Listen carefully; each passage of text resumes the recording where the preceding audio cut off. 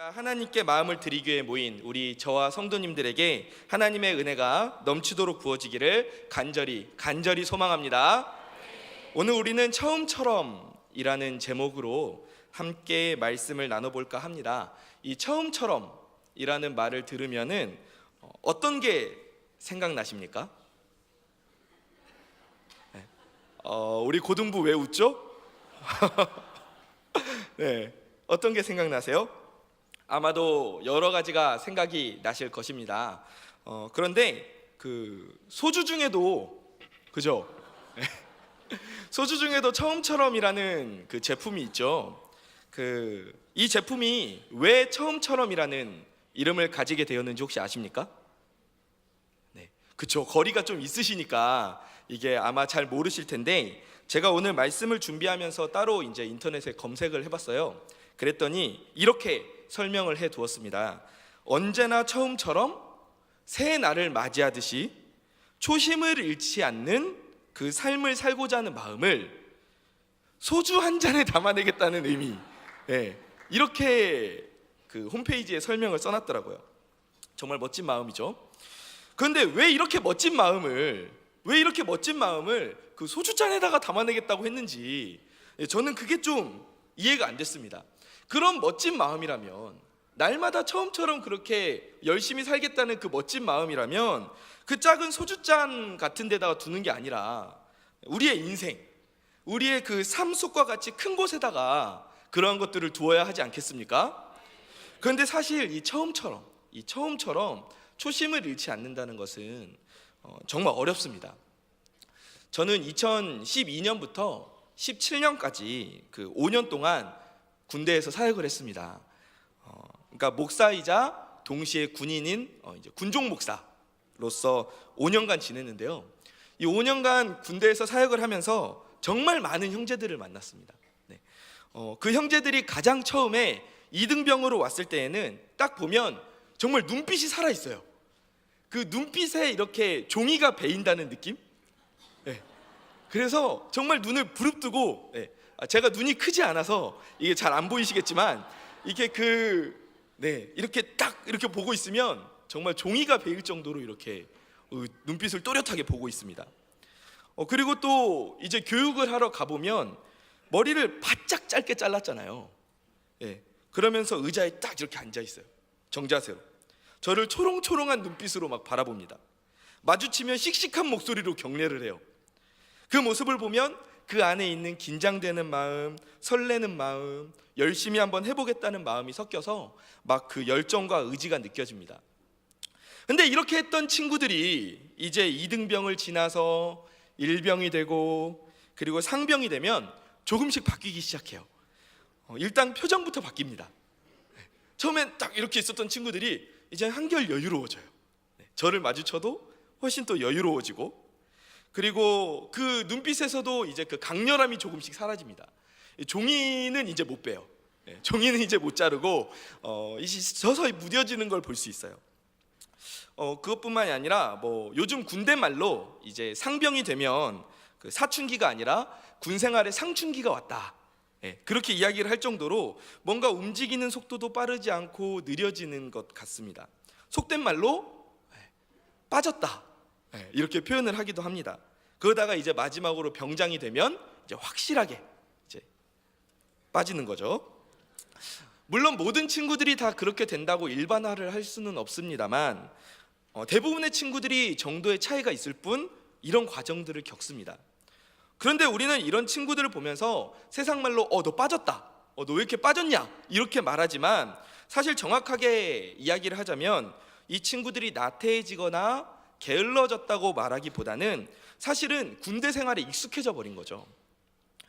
아침에 기상해서 점호를 받고 하루에 해야 될 일들을 하고 훈련을 하고 체력 단련을 하고 밥을 먹고 또 이제 저녁에 잠드는 것, 이게 그냥 내 일상 속으로 들어와 버린 겁니다. 2등병 때는 그것들 하나하나가 나한테 의미가 있고 굉장히 소중했는데 집중을 해야 되는 일이었는데 이제는 더 이상 그것들이 내게 특별하게 다가오지 않는 거죠. 특별하지 않으니 이 반복되는 일들이 지루하게 느껴지는 것도 당연합니다. 저도 비슷한 경험을 한 적이 있습니다.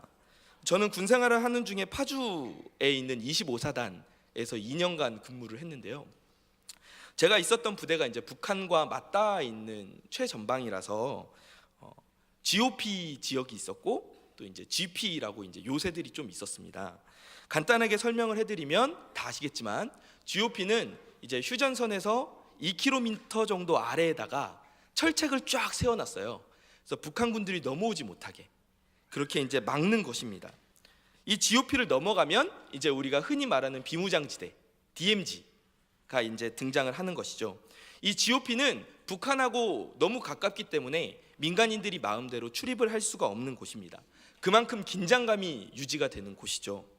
그런데 이 GOP 철책을 지키는 형제들이 너무너무 고생을 많이 합니다. 요즘에야 이제 철책에 센서가 다 달려 있어요. 그래서 이제 일정 무게 이상의 물체가 딱 매달리거나 닿으면 그러면 센서가 울립니다. 경고가 울리는 자동화 시스템으로 이제 점차 다 바뀌고 있거든요. 근데 그래도 최소한의 사람은 필요한 거예요. 그래서 이제 그 겨울이 되면 영하 20도 아래로 내려가는 그 지역에서 칼바람을 맞으면서 경계 근무를 섭니다. 또 여름이 되면 풀밭이니까 온갖 벌레들이 다 달려들어요.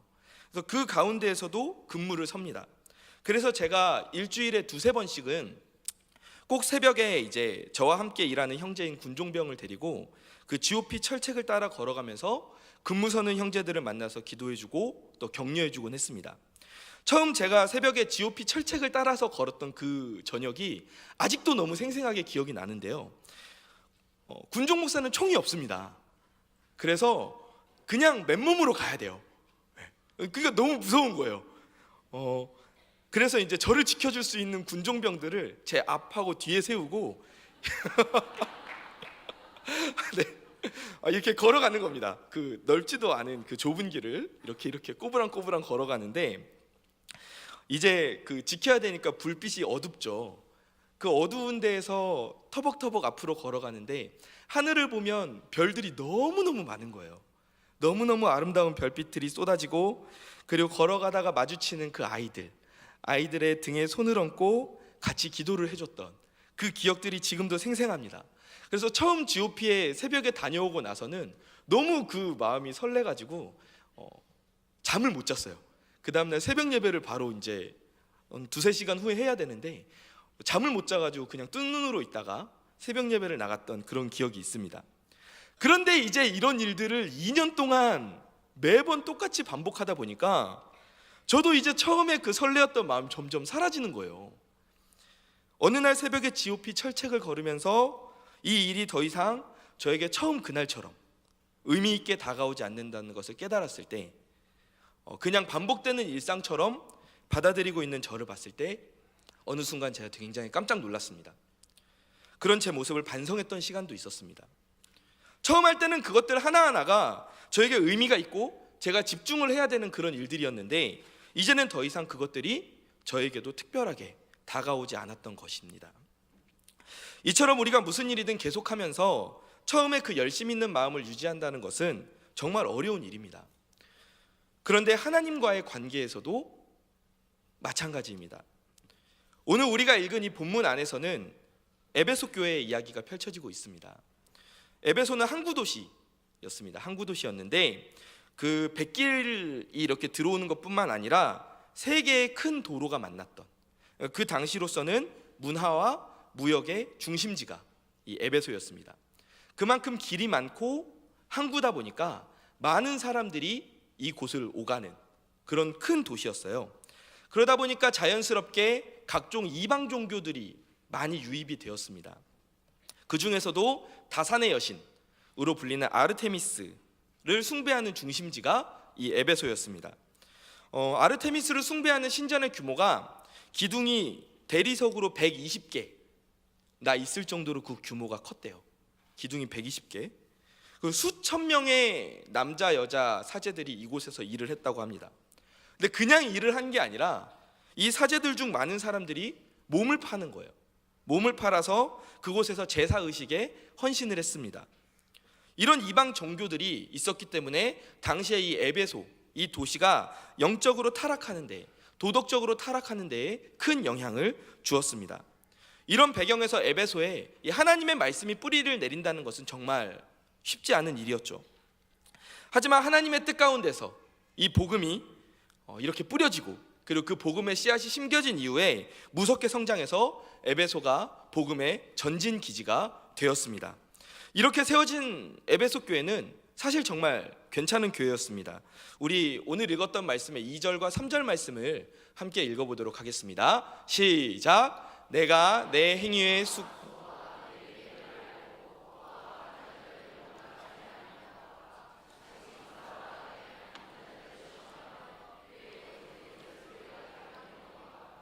또 내가 참고 내 이름을 위하여 게으르지 아니한 것을 아노라. 아멘.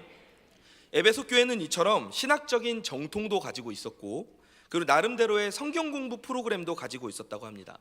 그래서 이단도 구별할 줄 알았다고 해요. 겉으로 볼 때는 이 에베소 교회는 칭찬받아 마땅한 교회였습니다. 주님도 이런 에베소 교회를 잘 알고 계셨습니다. 그들의 인내와 수고를 알고 계셨습니다. 주님은 이 에베소 교회와 악한 자들을 용납하지 않고 거짓 선지자들을 이 교회에서 추방한 사실도 알고 계셨습니다. 그래서 주님은 이런 에베소 교회의 모습을 보시면서 내 이름을 위하여 너희가 견디고 또 게으르지 않았구나, 그러면서 칭찬을 하셨습니다.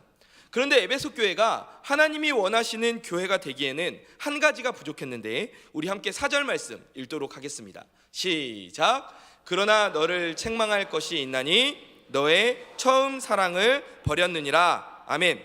에베소 교회에 부족했던 그것, 에베소 교회에 부족했던 바로 그것은 처음 사랑이었습니다.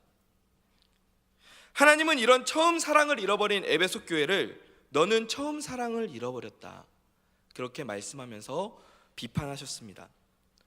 물론 앞서서도 함께 나누었듯이 항상 사람의 마음이 초심을 유지한다는 것은 쉽지가 않습니다. 그래서 그 첫 마음쯤이야 좀 잃어버릴 수도 있지, 뭘 그렇게 크게 막 말씀하시나, 이렇게 생각을 할 수도 있습니다. 하지만 하나님과 그 첫사랑을 잃어버린 교회, 그리고 하나님과의 첫사랑을 잃어버린 그 인생에는 큰 차이가 발생을 하게 되는데, 바로 선한 행동과 그리고 수고로운 일들을 할 수는 있지만 그것을 하나님을 향한 사랑으로 감당하지 않고 의무감으로 감당을 하기 시작한다는 것입니다. 주님은 오늘 말씀을 통해서 우리의 선행이나 인내나 부지런함들이 얼마든지 주님을 향한 사랑이 없는 상태에서 드러날 수 있다고 지적을 하고 계십니다. 처음 에베소 교회는 감격적으로 하나님을 만났습니다. 그 감격으로 그들은 아름다운 열매들을 맺어갔습니다. 하나님을 위해 수고하는 것을 멈추지 않았고 단호히 이단들을 거절했고, 그리고 부지런히 주님을 섬겼습니다. 하지만 시간이 지나면서 이러한 일들이 점차 변해가기 시작했습니다. 물론 외형적으로 변한 것은 없습니다. 오히려 외형적으로는 더 튼튼해졌고 신앙은 더 정통성을 가지게 되었고 단단해져 갔습니다. 외적으로는 문제가 전혀 없었습니다. 문제는 그들의 내면이었습니다. 어느 순간부터 그들의 내면은 하나님을 향한 그 사랑에서 멀어져 갔던 것입니다. 겉모습은 더 종교화되었지만 그렇다고 하나님과의 관계가 더 깊어지는 것은 아니었습니다. 주님은 이 부분을 지적하셨던 것입니다. 아무리 우리가 하나님에 대해서 잘 알고 있다고 하더라도, 아무리 우리가 주님과 함께 살겠다고 노력한다 할지라도 우리가 그 주님과 함께 살아가지 못한다면 그것은 온전한 기독교인의 삶이 아니다, 온전한 나의 자녀로서의 삶이 아니다, 이 사실을 지적하셨던 것입니다. 이 시대에 많은 사람들이 예수님을 믿는다고 말합니다. 하지만 정작 예수님의 뜻에는 무관심한 삶을 살고 있지는 않습니까? 예수님의 말씀과 그 뜻을 따르기보다는 자신의 생각과 경험을 중시하면서 살고 있지는 않습니까? 이런 상황에서 마가복음에 나오는 그 거라사 지역에 귀신 들린 사람의 이야기는 우리에게 깨달음을 줍니다. 한 귀신 들린 사람이 있었습니다. 그런데 예수님께서 자신이 살고 있는 그 마을에 오신 것을 보고 그 사람 안에 있는 귀신들이 그 예수님을 향하여서 달려가기 시작합니다. 예수님께서 자신들을, 그 귀신들을 그 사람의 몸에서 쫓아내실 것이 두려워서 예수님께 달려가서 그 귀신들이 엎드려 절합니다. 그 절하면서 무엇이라고 이야기를 합니까? 오늘 그 말씀 읽어보겠습니다. 마가복음 5장 6절에서 7절 말씀입니다. 시작. 그가 멀리서 예수를 보고 달려와 절하며 큰 소리로 부르짖어 이르되 무슨 상관이 있나이까? 원하건대 하나님 앞에 맹세하고 나를 괴롭히지 마옵소서. 아멘. 이렇게 말을 합니다. 귀신 들렸던 이 사람도, 귀신들도 예수님께 달려와서 절하고 엎드렸습니다. 경배했습니다. 예수님에게 지극히 높으신 하나님의 아들이라고 이야기를 합니다. 지식도 있습니다. 하지만 결정적으로 이렇게 말합니다. 내가 당신과 무슨 상관이 있습니까? 나를 그냥 내버려 두십시오. 우리가 예수님에 관한 지식이 있습니다. 예배도 드립니다. 봉사도 합니다. 그런데 그것이 겉모습으로만 남아있고 정작 내 속마음은 주님 알겠어요. 주님이 위대하시다는 것도 내가 너무 잘 알고 있고요. 내가 예배도 드릴게요. 내가 봉사도 할게요. 하지만 주님, 내 삶에는 너무 간섭 안 하시면 좋겠어요. 제가 제 인생 알아서 할게요. 혹시 이런 모습이 우리의 모습은 아닙니까? 우리가 겉모습은 그럴듯할지 몰라도 정작 우리의 삶 가운데서 예수님과 상관없는 그런 인생을 산다면, 예수님의 뜻을 따르지 않는다면 그것은 분명 잘못된 삶일 것입니다. 우리가 오해하지 말아야 할 것은, 우리가 착각하지 말아야 할 것은 우리의 속마음이 예수님을 떠나도 일은 문제없이 진행할 수 있다는 점입니다. 이것을 우리가 조심해야 합니다. 우리의 마음이 처음의 열정과 그 놀라움과 설렘이 없어진다 할지라도 겉으로는 그 모든 것을 할 수 있습니다. 어쩌면 경험이 쌓여서 더 익숙하게 하게 될지는 모르겠습니다.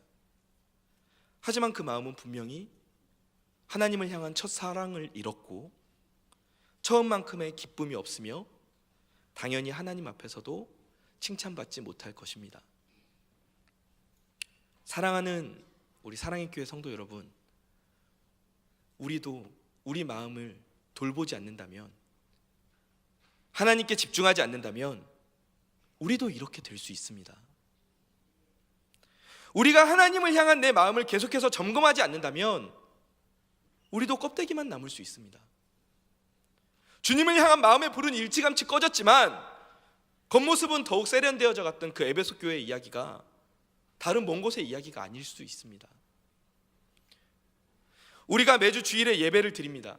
그런데 그 예배가 매번 나에게 새롭게 다가오지 않는다면, 그냥 습관처럼 앉아있다가 그렇게 다시 오는 것이라면 그것이 진정한 하나님께 드리는 예배가 될 수 있겠습니까?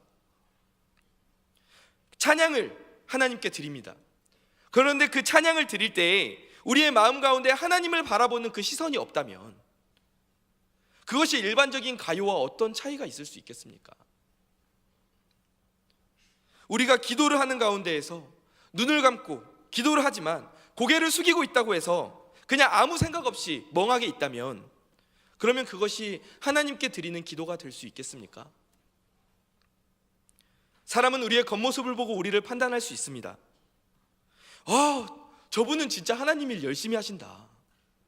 야, 이분은 진짜 정말 예배도 안 빠지고 하나님을 너무너무 사랑하시는 것 같아. 하지만 하나님은 겉모습이 아니라 우리의 속 사람을 보시지 않습니까? 그 안에 하나님을 향한 활활 타오르는 그 사랑이 있는지 하나님께서 오늘 우리를 보고 계시는 줄 믿으시기 바랍니다. 이 시간 저와 여러분의 내면을 들여다보기를 원합니다. 우리가 이 시간에 성전에 와서 예배를 드리고 있습니다.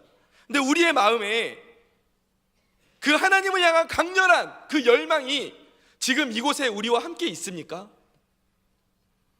혹시 내가 몸만 이곳에 앉아있고 내 마음과 중심, 내 시선은 하나님이 아닌 다른 엉뚱한 곳에 혹시 가 있지는 않습니까?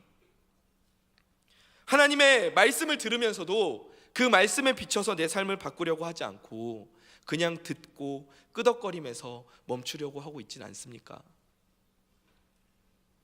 만약 우리의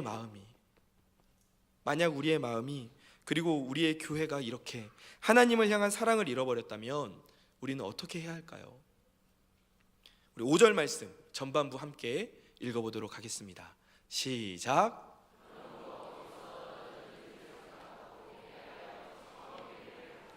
아멘. 회개하여 처음 행위를 가지라. 아멘. 우리는 빠르게 다시 인생의 방향을 바꿔야 합니다. 회개하며 하나님을 향해 우리 삶의 방향을 맞춰야 할 줄 믿습니다. 우리의 인생의 시선을 다시 하나님께로 맞춰야 할 줄 믿습니다. 하나님을 믿는다고 하면서 하나님을 사랑하지 않는다면 그것은 올바른 성도의 삶이 아닐 것입니다. 주님을 향한 교회, 그리고 주님을 향한 자녀들이 가져야 할 가장 중요한 것, 그것은 하나님을 사랑하는 마음입니다. 우리가 하나님을 처음 만났던 그 하나님을 사랑하고 열망하는 마음을 가졌던 그 마음을 오늘 우리가 다시 한번 되찾기를 간절히 축원합니다. 그 마음이 혹시라도 식지 않도록 계속해서 살피고 하나님을 향해서 집중하는 우리의 인생 되기를 간절히 축원합니다. 그렇게 우리가 하나님을 향한 사랑을 회복할 때 어떠한 놀라운 일이 일어납니까? 7절 말씀 함께 읽어보도록 하겠습니다. 시작. 귀 있는 자는 성령이 교회들에게 하시는 말씀을 들을지어다. 이기는 그에게는 내가 하나님의 낙원에 있는 생명나무의 열매를 주어 먹게 하리라. 아멘. 하나님께서는 우리에게 하나님의 낙원에 있는 그 생명나무의 과실을 먹게 하시겠다. 아멘. 그렇게 약속을 하십니다. 이 말씀이 무슨 뜻입니까? 인류의 조상이었던 그 아담의 범죄로 끊어져 버린 그 하나님과의 관계를 다시 회복시켜 주시겠다는 말씀입니다. 아담과 하와는 에덴 동산에서 쫓겨났지만 하나님께서는 우리를 다시 하나님의 나라로 초대해 주실 것이라고 말씀하십니다. 아멘. 하나님께서는 우리가 하나님을 향한 그 시선을 잃어버리고 방황할 때라도 우리를 그 첫사랑의 마음으로 지켜보고 계십니다. 우리를 바라보는 그 시선을 절대 다른 곳으로 돌리지 않으십니다. 우리를 언제나 바라보고 계시는 줄 믿으시기 바랍니다. 그렇기 때문에 하나님이 오늘도 우리를 변함없이 사랑의 눈빛으로 보고 계시기 때문에 우리가 다시 눈빛을 돌려서 하나님을 바라보기만 한다면 하나님과 사랑의 눈맞춤이 다시 한번 일어나게 되는 것입니다. 그 하나님의 사랑, 그 은혜에 감사하며 나아가는 우리의 인생이 되기를 간절히 축원합니다. 하나님과 관계의 회복이 일어나는 저녁 되시길 간절히 축원합니다. 전적으로 하나님의 은혜로 이 모든 일이 일어나게 되는 줄 믿으시기 바랍니다. 우리가 하나님과 사랑하는 이 마음을 회복할 때 하나님과 우리의 관계도 회복되는 줄 믿습니다. 인생의 참 행복이 다시 한번 우리 가운데 가득 넘치게 됨을 믿으시기 바랍니다. 인생의 참 행복을 누리시는 저와 우리 성도님들 되시기를 간절히 축원합니다. 아멘. 말씀을 정리하겠습니다. 사랑하는 성도 여러분, 지금 저와 여러분의 마음속에 하나님을 향한 사랑이 있습니까? 아멘. 하나님께 집중하고 계십니까? 아멘. 그렇게 하는 게 쉽지는 않습니다. 사탄은 지금도 우리의 관심을 하나님께로부터 멀리 떨어뜨려 놓으려고 갖은 수단을 다 사용하고 있습니다. 여러 가지 일들로 우리 육신을 피곤하게 만들고 우리의 마음을 혼란스럽게 만듭니다. 우리의 몸이 이곳 예배의 자리에 나왔다고 해서 우리가 완전히 승리한 것은 아닙니다. 지금도 영적인 전쟁이 이 예배 가운데에서도 펼쳐지고 있지 않습니까?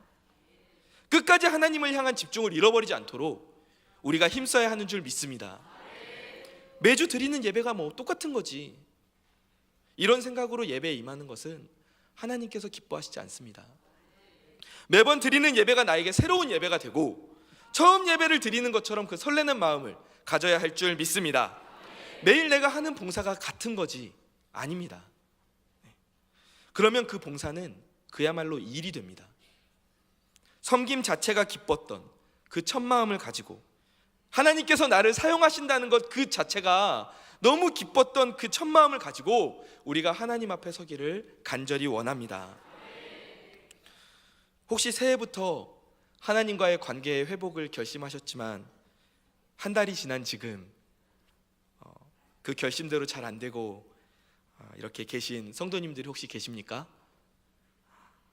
그래서 하나님이 다시 한번 결단하라고 구정을 우리에게 주셨습니다. 한 번 더 새해를 주신 줄 믿습니다. 네. 다시 한번 우리가 결단하면서 이 새해에, 이제 다음 주면 또 새해가 오는데 이 새해에 다시 한번 결단하면서 하나님과의 첫 사랑을, 그 설레이는 마음을 회복하게 되기를 간절히 축원합니다. 언제나 처음처럼 하나님을 사랑하는 저와 우리 성도님들 되시기를 주님의 이름으로 간절히 축원합니다.